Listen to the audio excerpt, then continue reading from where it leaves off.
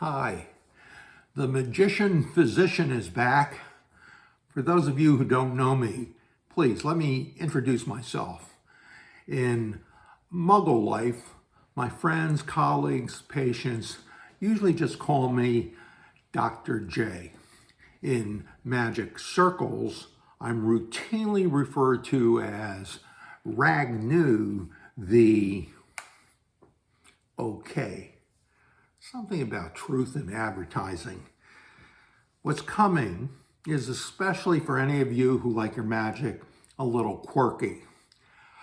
I bet you're all familiar with the Chinese linking rings.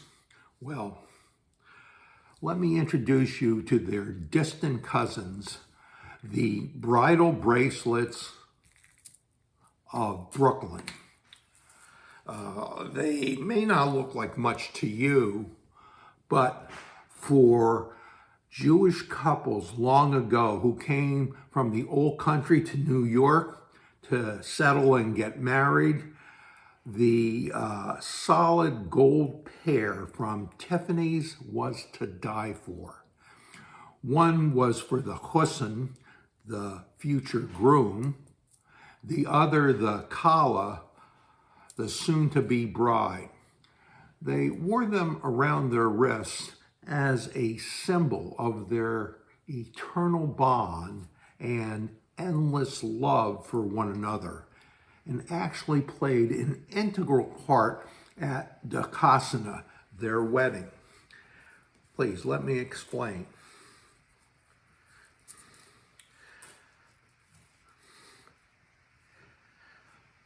First, you should know they weren't cheap.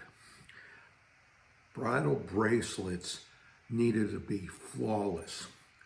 These two are inexpensive imitation replicas, although they both may have been considered wedding worthy. If you were here, I'd tell you to feel free to examine them. Please, let me assure you that they are both absolutely legit. They're surprisingly smaller than their Chinese relatives. I think it makes them much more intriguing and interesting, not to mention intimate. In any case, after he stepped on the glass and before they cut the cake, the new husband and wife would stand and display their bracelets, signifying how but moments ago each of them was still single.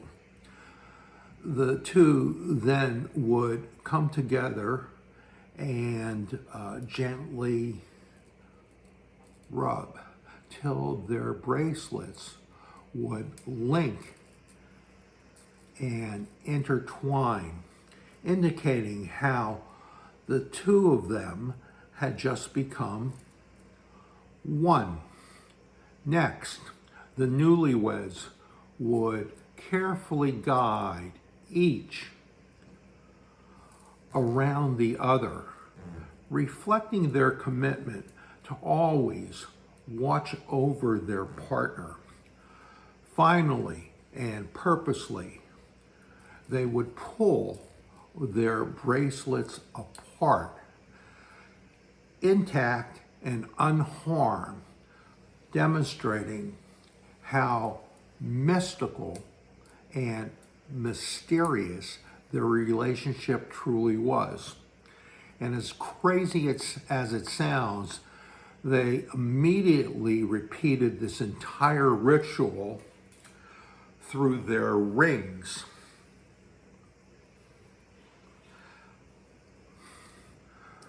Back and forth,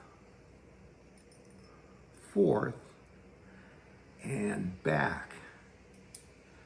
Yeah, it still wasn't over. They did it one last time through their fingers.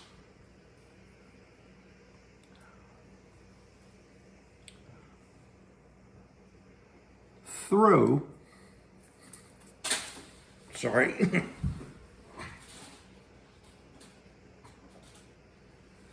I'll try that again.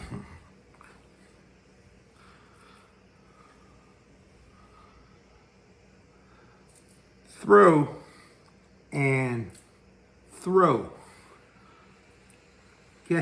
Getting married back then in the shtetls of New York City was one heck of a magical experience. Finally, they cut the cake.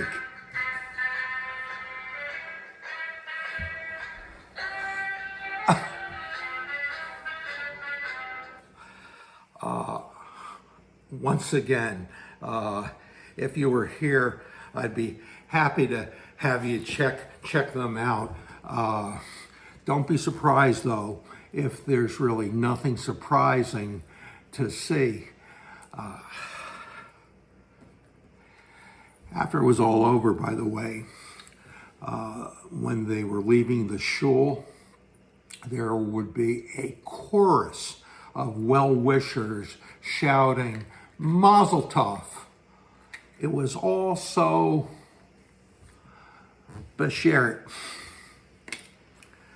See ya.